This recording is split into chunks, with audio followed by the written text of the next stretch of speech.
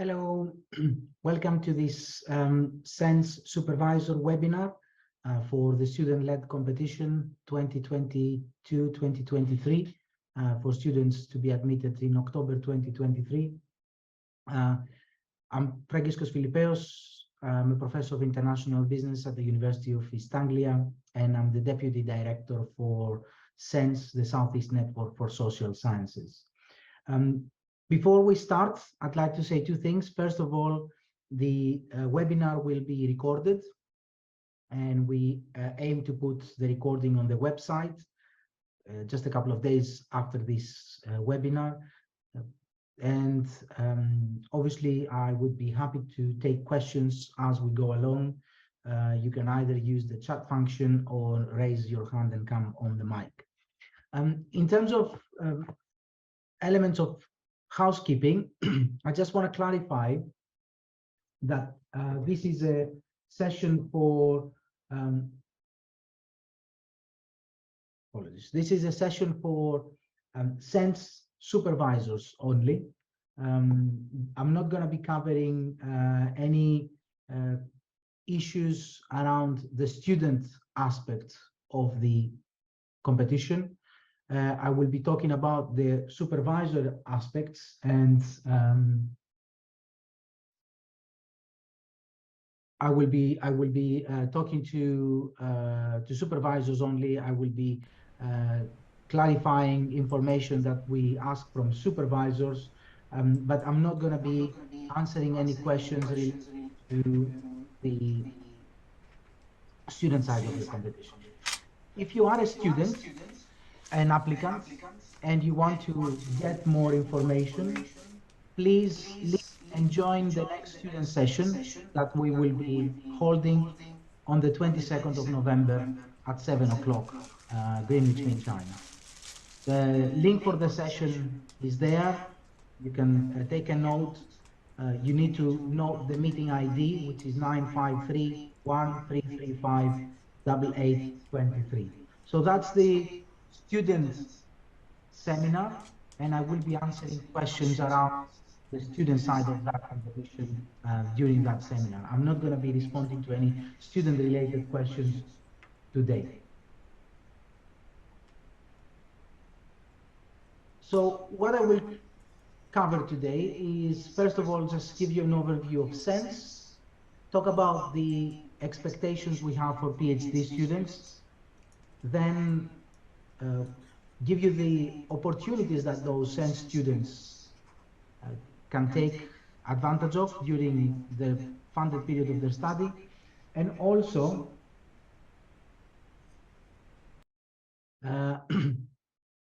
talk a bit about how to identify and support a potential SeNSS applicant, and then apply for a SeNSS funding scheme.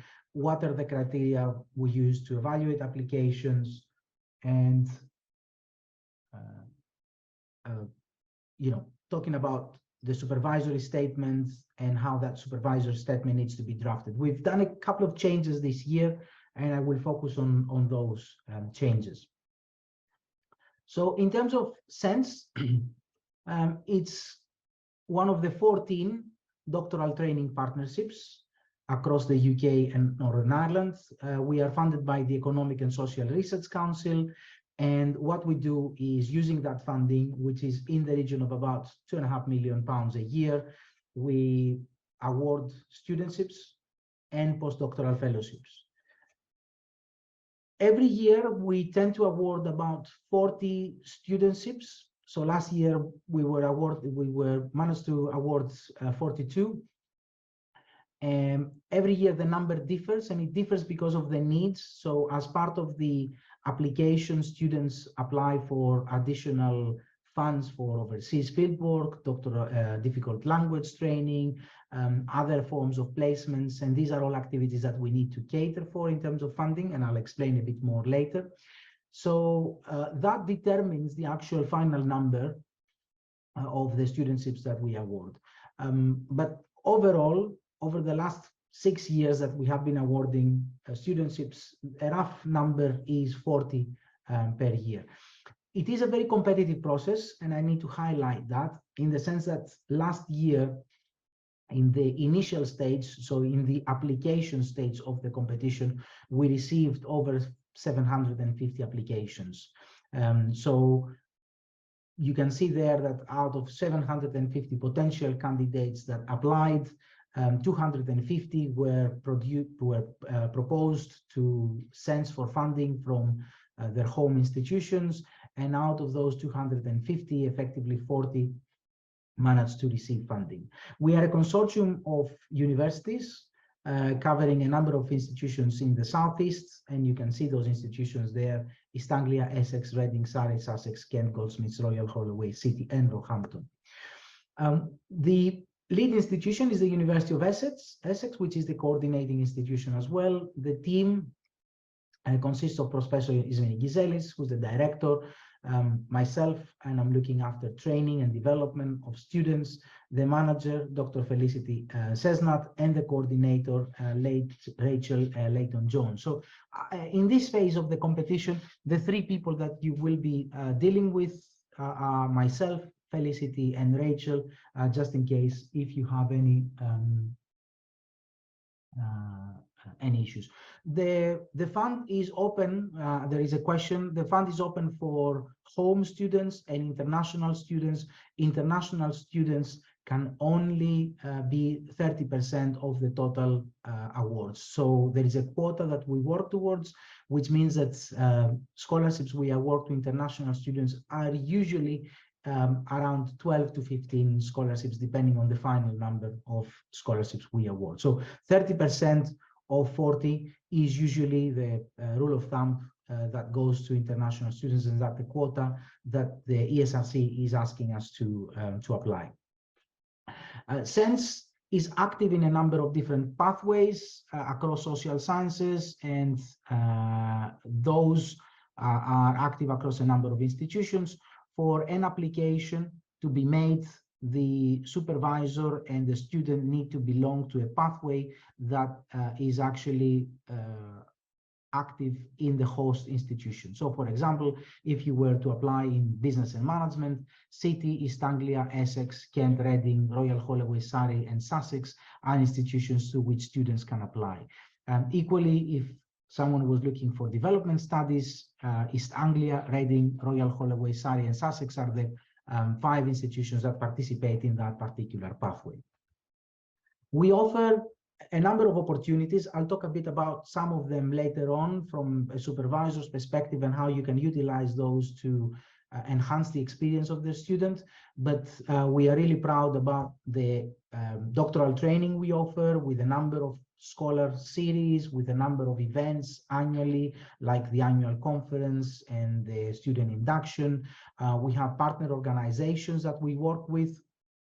For example, students get exclusive access to SAGE Campus, complete online training. We're currently working with Oracle for Research to provide cloud training for our students. We have roughly 200 external organizations that offer collaboration and work placement opportunities. Our students get placement opportunities in SAGE, in POST, the Parliamentary Office of Science and Technology.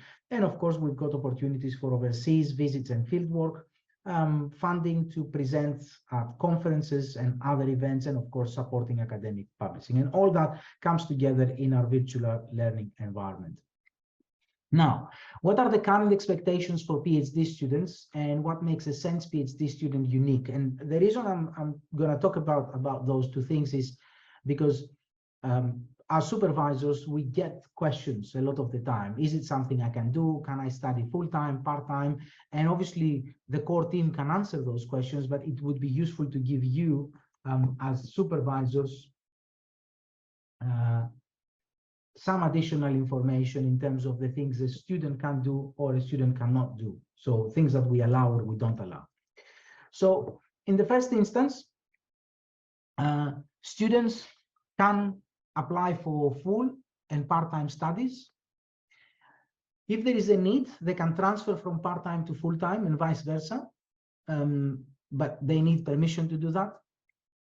Students tend to apply through one pathway, and occasionally student supervisors change supervisor moves to another institution. So we do allow transfer from one pathway to another, but again, it has to be permitted.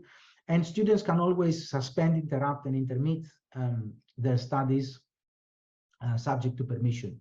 There are processes to do all these things, but there is enough flexibility in the competition and in the studies for students to address any potential issues they might have. Equally, and that's something that has been particularly useful during the COVID period, if the research project changes substantially, and we're talking about substantial methodological changes, we're talking about substantial literature changes, focus of the topic, then students can go ahead and change that, but they will need SeNSS sign-off before making any change in practice. So what has happened, for example, in the past with COVID-19, a number of students faced issues with accessing participants. They had to change their projects.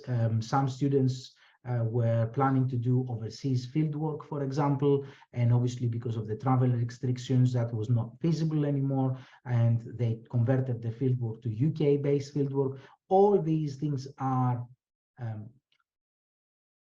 allowable, but at the same time, there is a process that the student needs to follow, and the supervisor needs to support that process and that change for it to take place.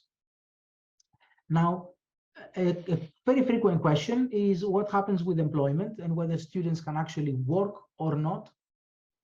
So in terms of full-time students, the studentship is equivalent to full-time employment, which means that taking other full-time employment is not permitted. There is some leeway there, especially, for example, that students that they do graduate teaching assistant jobs, they're doing some teaching or some other research related work, that is allowed as long as they respect the 37.5 working hours a week rule.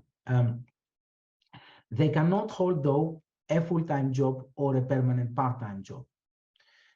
Now, in terms of part-time students, those that do their PhD in part-time, they cannot hold the full-time job. And obviously, because the full-time job will consume all their time. They can, though, hold a permanent part-time job as long as that job and their studies do not add up to more than 37.5 working hours. So a student can basically spend 50% of their time doing their PhD and 15% of the time working.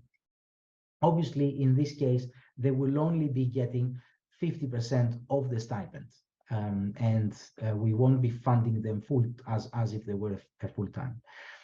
All students can suspend their studentship for up to 12 months to take a full-time paid job, as long as that full-time job relates closely to their PhD research.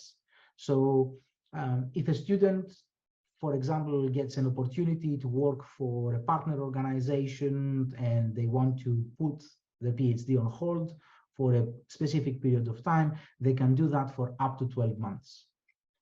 And the stipend that SeNSS pays is a tax-free stipend. It was recently raised slightly over £17,000. And for London-based institutions, there is an additional £2,000 as London allowance.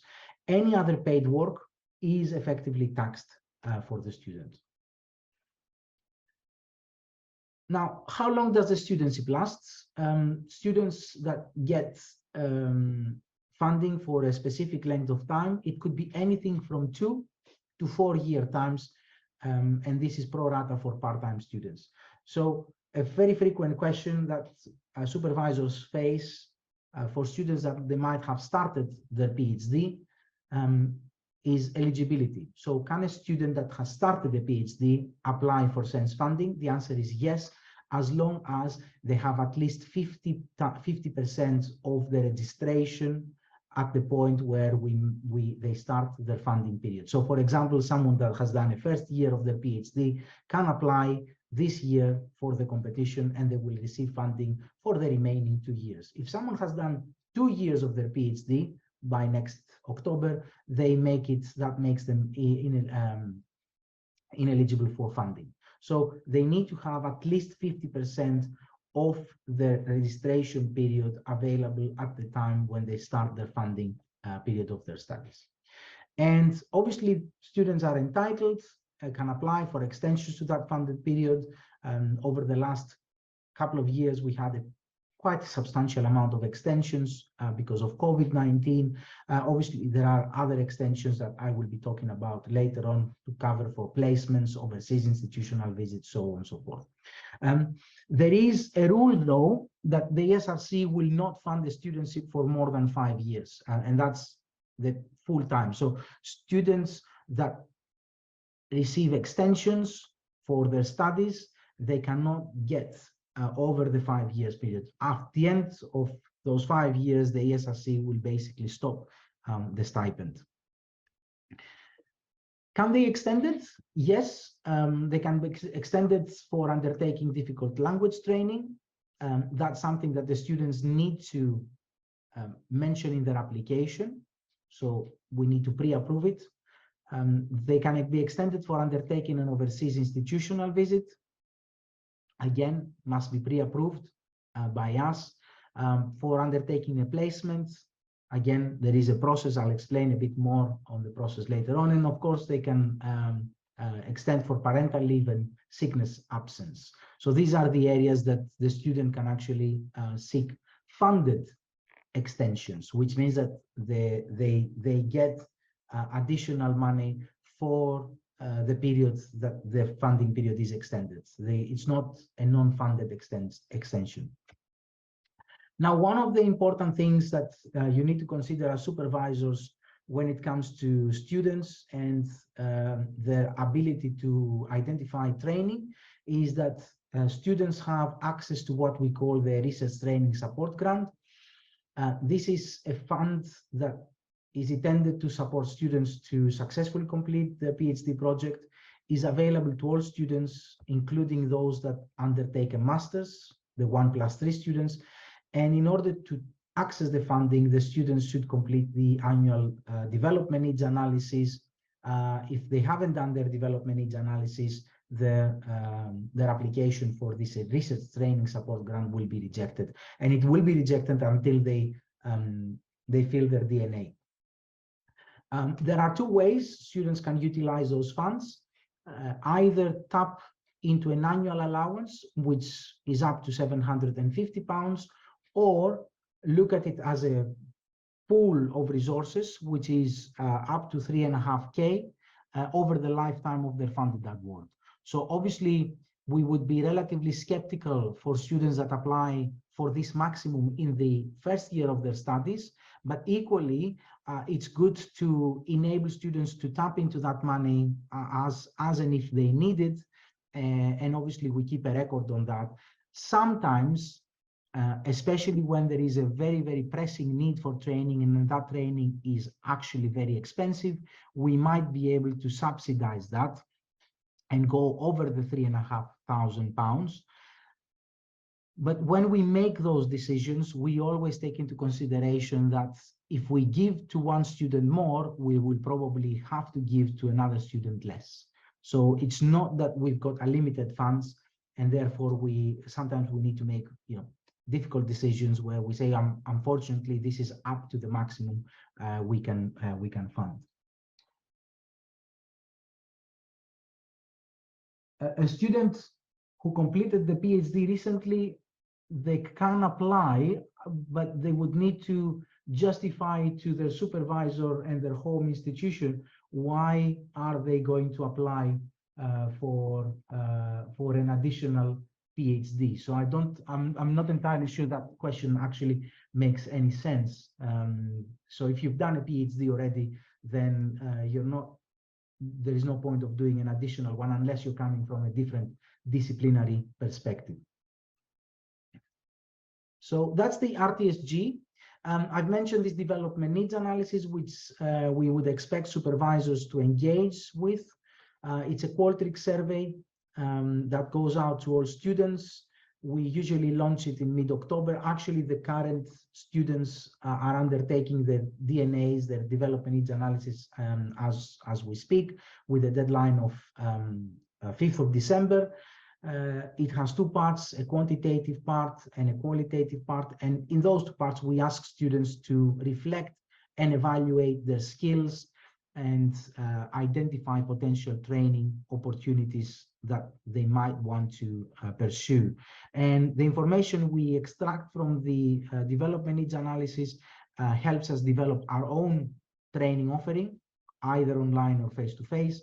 And of course, that is information that we share with our pathways, the pathways I've mentioned earlier, and we provide them funding to actually put workshops, training sessions together. Given that I've got supervisors here, what I might want to also raise is that SeNSS is happy to fund applications from supervisors that they're prepared to put training activities together, open to students.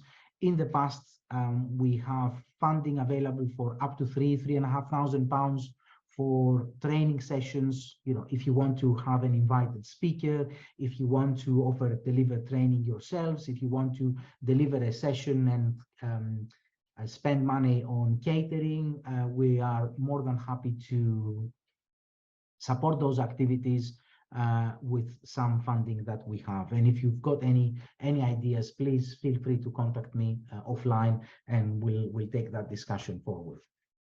Now, I've mentioned two important things that students can do, which are also funded. The one is placements, and placements are usually periods of time where the student is actually working with a partner organization, and they do it for a defined project or research idea. This opportunity allows them to develop non-academic skills. For example, establish research networks, gain experience in policy development, support personal development. Occasionally, they do it because they can disseminate early research findings and get feedback on those from practice, and of course, learn new skills and enhance employability prospects. There are a number of ways we identify placement opportunities. The first one is SeNSS offers some of them through our existing partners. As supervisors, you could develop a placement with an organization that you have already developed a relationship with, or you would like to develop a working relationship with, and you could integrate that placement into the funding period of the student. And of course, occasionally UKRI and the ESRC advertise competitions for specific placements. The placement basically comes with 3 months of extensions. So the stipend and the fees are covered from SeNSS for an additional 3 months at the end of the funding period, and also some monies towards reasonable expenses, reasonable travel expenses, up to £1,500. And obviously, the students can tap into the research training and support grant if they wish to spend additional money on the placement activity. Overseas institutional visits is a working visit, again, up to 3 months, to a higher education institution abroad. Most of us as researchers, we have our existing networks, and our networks, our collaborators might be working abroad in other higher education institutions. This is a true opportunity for our students to actually visit those institutions and work with our collaborators on a particular project for up to 3 months. Again, establishing research networks, disseminate research findings. Sometimes specialist training is something that the students can undertake during the overseas institutional visits. An extension, again, up to 3 months, funded extension, plus a maximum of £3,000 towards reasonable travel and subsistence costs. So we not only give the extension, but we give some additional money towards travel and other kind of costs. The OIVs can actually be a single visit or up to 3 separate visits. So sometimes students select to spend a full month out there, or they want to spend 3 weeks or a number of weeks in an overseas institutional visit. Sometimes they want to revisit that organization later on in their PhD. So as long as the total duration is not higher than 3 months, and also there are not more than 3 separate visits. That's absolutely fine. And money can support flights, visa, accommodation. And of course, we appreciate that sometimes these overseas institutional visits are quite expensive. So we would expect students to apply to other sources for funding. In the odd case where the student has demonstrated that they can't guarantee or they can't get funding from elsewhere, and the overseas institutional visit they want to undertake is actually quite expensive, we have topped up the £3,000 with additional funds in order to support the student. The application for placements and OIVs is the same, usually 3 months. It's a straightforward form. It will have to get your approval and support as supervisor, and then we provide a decision and we make the funds available to the student. Now, one of the important things we have to do as supervisors as part of the competition is to identify and support a potential SeNSS applicant. And there are a number of types of applicants we come across. First of all, the most obvious group are students that are studying towards a master's at your home institution. These are students that you tend to know well. They might already be working with them, or you have worked with them in the past on a dissertation. These students might approach you in the next weeks, if they haven't done it already, to secure funding for their next educational journey. And the good thing, the positive thing with these students is that you get to develop a working relationship on research from their master's year. The second group, which sometimes it's a group that is neglected, but it's a group that enjoys significant opportunities through SeNSS, because we have 12 undergraduate studentships ring-fenced. So for those students that come straight from the undergraduate, we have 12 studentships that will be allocated directly to them. Over the last few years, we didn't manage to fulfill that quota. So that means that we didn't get enough undergraduate student applications. Again, these are students that you know well. You might be working with them. And the main difference there is that they obviously have received less research training than master's students, but one of the things we have changed this year is that these students will not compete with anybody else in terms of the evaluation of their applications. So in the past, there were students that were applying for a 1+3 that had a master's, but that master's wasn't a research training master's, and therefore they had to do another one. And we were bundling them together with those undergraduate students. From this year onwards, those undergraduate students are going to be evaluated, their applications are going to be evaluated separately, and therefore there is a very good chance that if you've got a good undergraduate student willing to do a PhD, and obviously they will be doing a master's and a PhD, funded master's and funded PhD, they got a good chance of actually securing a scholarship. And obviously, we've got applicants that contact you to explore potential supervision, and these are usually unknown candidates. We don't know them, we haven't worked with them, and as supervisors, you would need to make an evaluation of their skills and potential in terms of interviews, exchanging emails with them, but also looking at their proposal and how strong that proposal is. Obviously, these applicants, they bring with them the excitement of the new, but they're always, the wild cards in a situation like this, because we don't actually know much about their abilities, apart from, of course, information we can extract from their personal statement, their transcripts, so on and so forth. The typical successful candidate is someone who's a motivated candidate, someone who is keen to work with you, someone who has a good research training or has the potential to get trained, like undergraduate students. Usually they come with an excellent proposal in terms of the topic. Innovation is key there, and methodology, strong methodology, and also they demonstrate an excellent fit with the supervisory team in terms of the supervisory team's research interests. And from this competition onwards, you will also see that the emphasis is no longer on the primary supervisor, but the emphasis is on the supervisory team and how the supervisory team can support the students. And I'll explain a bit more about that when I talk about the statement.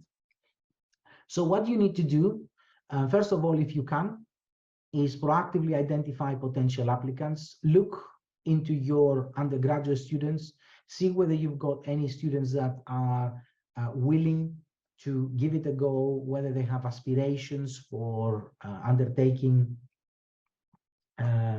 projects at the PhD level, and work with them. Work with them on the development of their proposal, offer them feedback, provide advice on any methodological challenges you might have, discuss potential impact activities. And it's a dialogue and a support throughout the whole process. You can't simply, get them to a certain point and then let them on their own. It's really, really important that you remind them about crucial deadlines, maintain an active communication channel, and of course, you will need to write your supporting statement as part of the application. And the supporting statement has a significant role to play when panels review applications. Now, a bit more information about the supervisors and what the supervisors need to do in terms of the funding process. Eligibility of a supervisor, you must meet two conditions.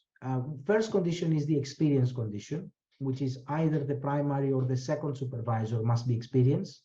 So one of the two supervisors must have supervised more than 2 students to completion. And then there is the element of the supervisor training, where you need to demonstrate that you have maintained your currency as a supervisor. And we ask that the primary and secondary supervisor must have attended supervisor training or supervisory best practice events in the past 3 years, or they need to do that. They need to do some form of training within 6 months of the SENS student starting their studies. A number of institutions are catering for this kind of training. In my former institution, University of Kent, I used to run these best practice supervision sessions where I was bringing together experienced and less experienced supervisors to discuss potential challenges, look at case studies, and things like that. 3 things that we're asking you as a supervisor. The first of all is talk to your applicant about whether they meet the academic and residential eligibility. Most of that will be done through your institutional admin lead as well. So you can liaise with the person that is the admin lead for SENS. And of course, we've got guidance on the SENS website. International applicants, as I mentioned earlier, are now allowed to apply for fully funded studentship across all pathways. In the past, international candidates were only allowed to apply through economics. And if your applicant meets the criteria, give them some guidance in terms of drafting the research proposal, and of course, ensure that you provide a supporting statement. I'm afraid this workshop doesn't count as training, but Gillian, what we do is we organize a webinar for supervisors that have secured a SENS-funded scholarship. So the timeline is now the student-led competition is open. In March, we have the final list. We usually make the offers in April. So by end of April, at the latest, you will know whether you have a SENS-funded student. And at that point, what I do over May and June is I have a supervisor webinar. Again, it's more of a seminar rather than a webinar for those supervisors that have secured a SENS-funded student.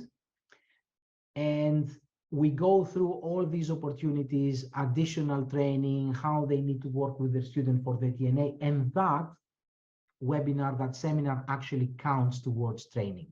So if your home institution doesn't offer anything else, then that webinar it's going to be an appropriate one for you to do. And actually, it's going to be a very useful one because it gives you an oversight of how the next 3 years will look like, what you could do or you can't do with your student, how you basically go out and getting them a placement, how you provide support with an overseas institutional visit in a far more detailed way than what I've discussed now. So that is actually, before the student starts their funding period, and it will count towards training.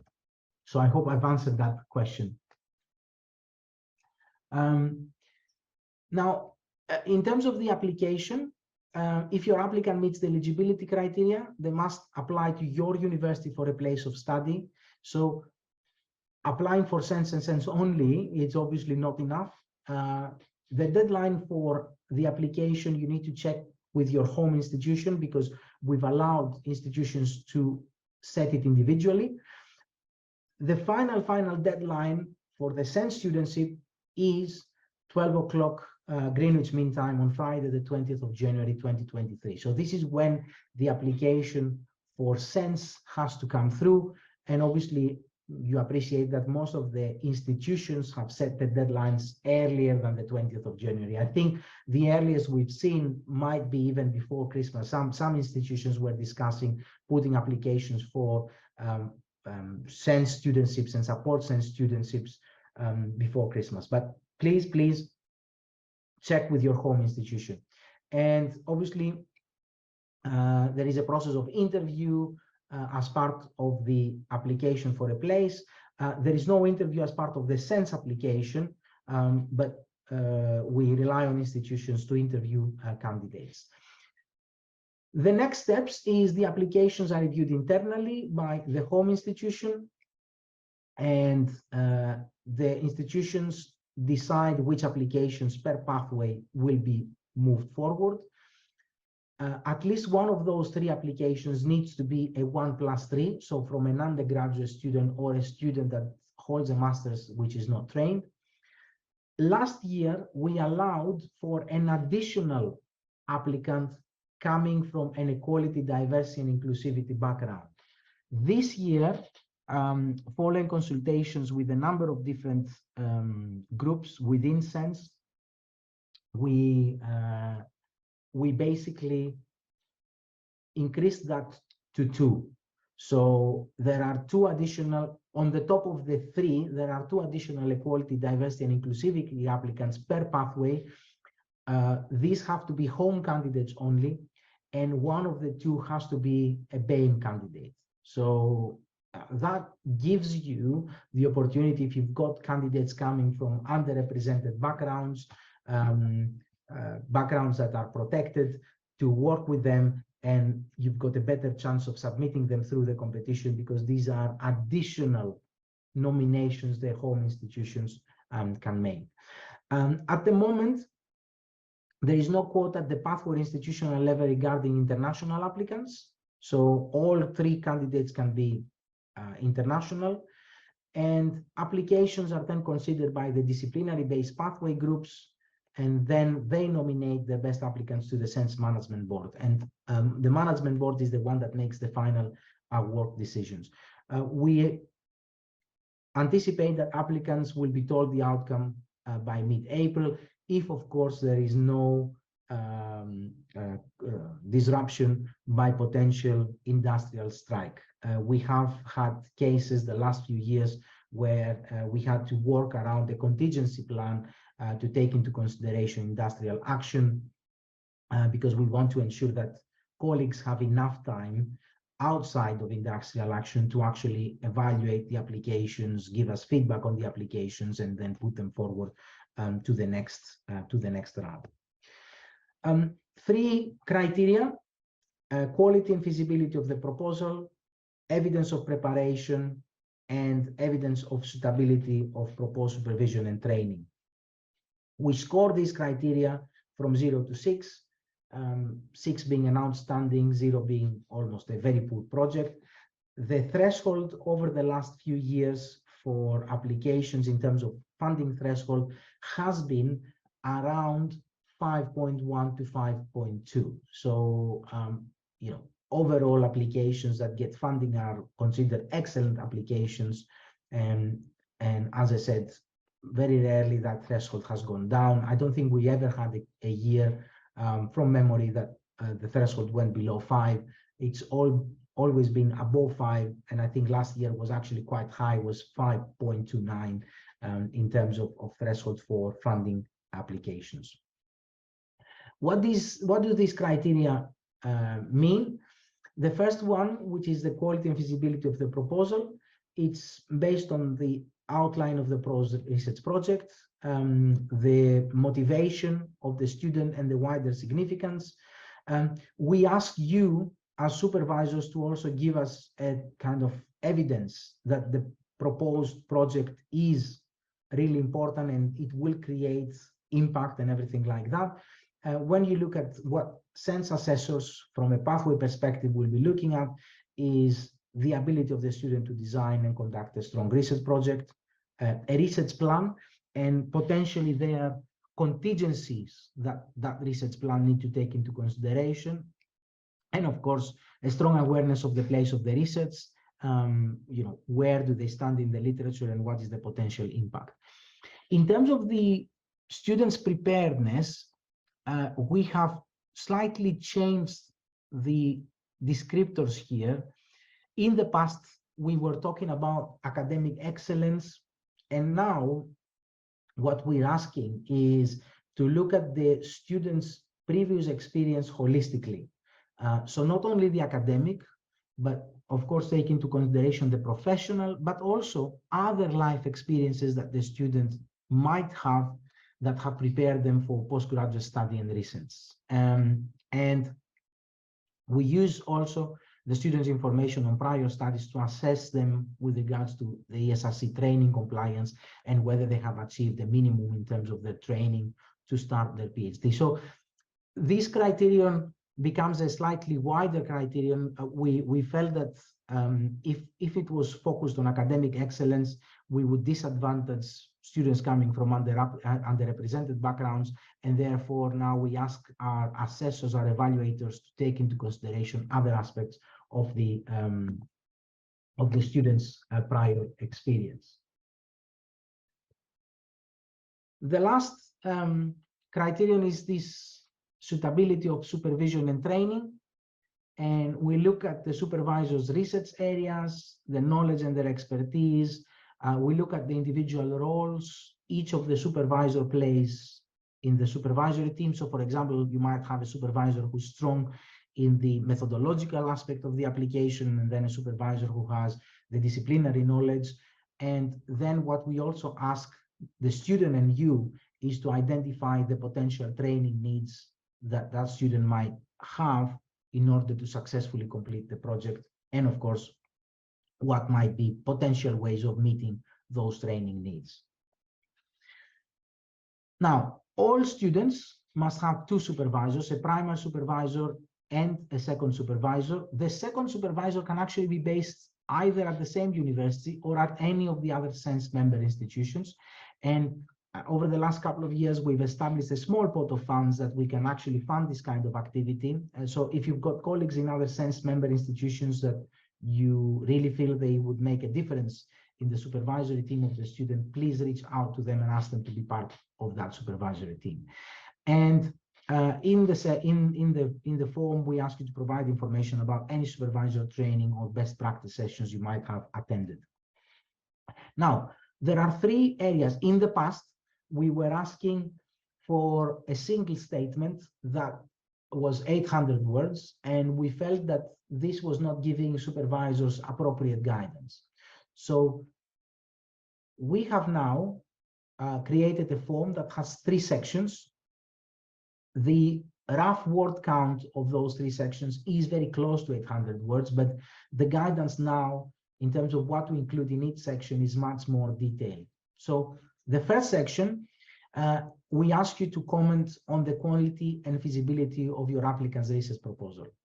We ask you to look at the broader significance in the discipline, whether the applicant has positioned the proposal in the relevant literature, whether they have provided a feasible research plan, and also whether there is any potential impact on professional practice.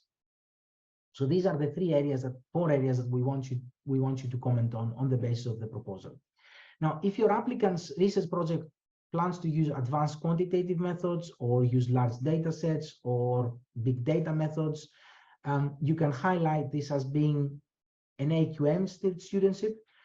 What we do is we award one advanced quantitative methods studentship every year.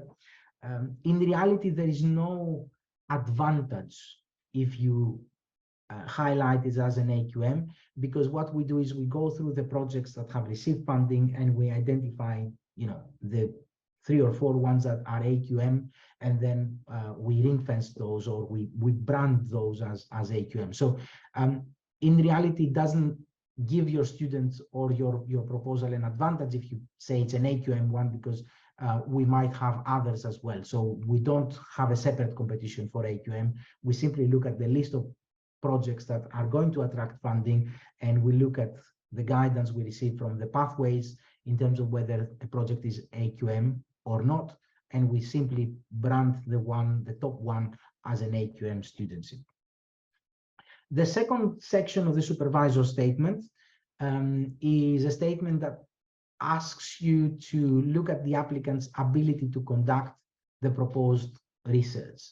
And we ask you to reflect on not simply the education, but also any professional experience, and also some life experience. And you could draw also there from the students' motivation, personal statement letter, and effectively what the panels will be looking is you matching what the student has said and validating their experience.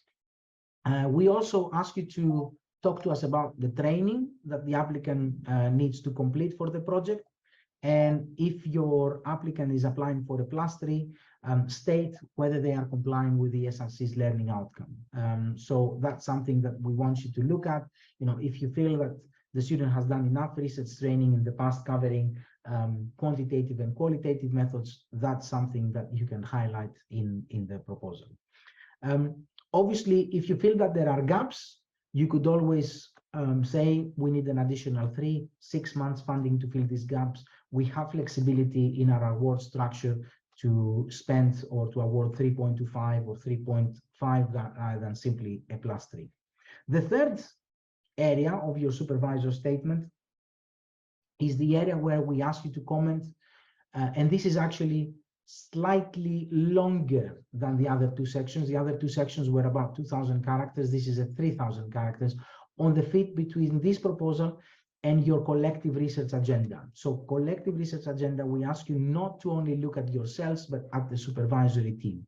And we ask you to look at recent publications or other intellectual contributions that relate to this project that you have produced, any work with external partners that might have generated an impact, existing or past supervision of other doctoral researchers in the same disciplinary area, and also ways in which you can support the applicant to identify and cover their training needs. And as I said, it's really, really important to think about the supervision team here rather than you as an individual supervisor, because we appreciate that you might not be able to cover all these areas, but you might have a colleague who is equally competent to come on board as a secondary supervisor and support the student to a successful completion. If you've got any questions, our details are on the slides. You can contact me at the DEP Director email, and then of course if there are any administrative or other questions, Rachel is looking after the student-led competition at the moment, and so you can email her at coordinator@sensdtp.ac.uk. That's all I have to say from my perspective. If there are any questions, I'm more than happy to take them here. As I said, we'll make this webinar available on the website. If you've got any questions around training compliance, I would be more than happy to answer those. If you've got any student-specific individual cases that might be tricky and you want to discuss them with us, it's probably better to discuss those issues as early as possible instead of leaving them for later stages of the competition. So That's all from my side. I'll look at the chat function and whether there is any additional questions there, and I'll pick them up. But feel free to put any questions in the chat or come on mic.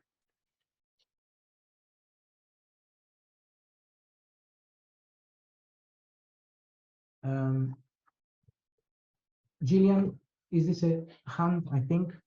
Yes, yeah, it is. Thank you. I just had a quick question for you. I'm part of a supervisory team, a current PhD student at Sussex University, and she's applying for SeNSS funding in January, hopefully. Okay. At the moment, our kind of supervisory arrangement, she has me and another supervisor, but neither of us have any completions. So we have a 10% third supervisor who's much more experienced. How would you recommend that we put ourselves forward as a supervisory team in an application? Because obviously at least one of us needs to have at least 2 completions. Is that right?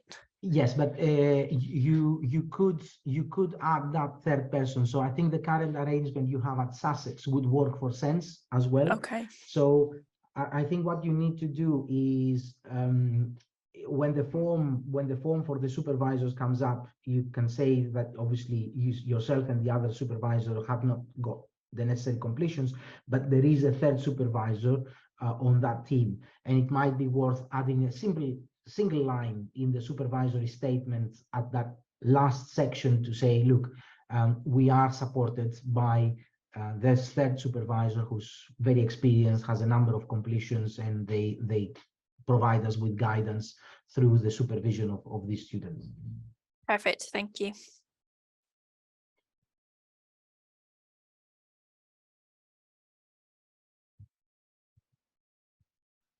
Hello? Yes. Hello, it's Sarhed. So actually, I have 2 questions. First of all, I recently completed my PhD in Europe, and I'm a university lecturer. So I want to change my discipline a little bit. For that reason, I want to, study a second PhD. So my question to you is, am I eligible to get a fund if I come up with a good proposal or not?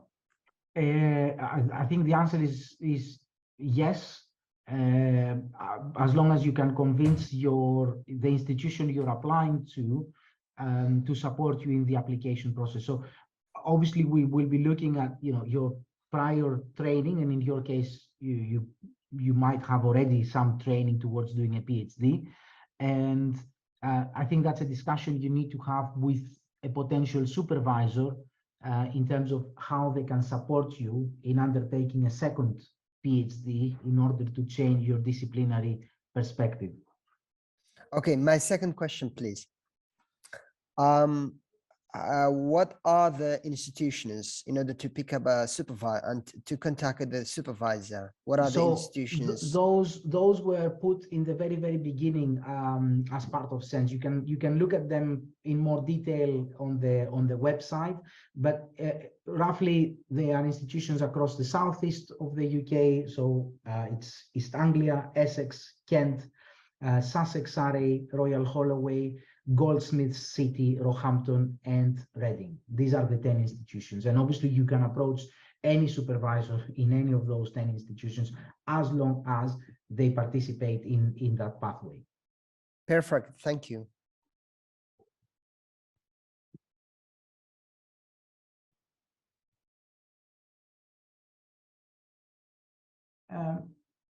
Anybody else who might want to ask a question?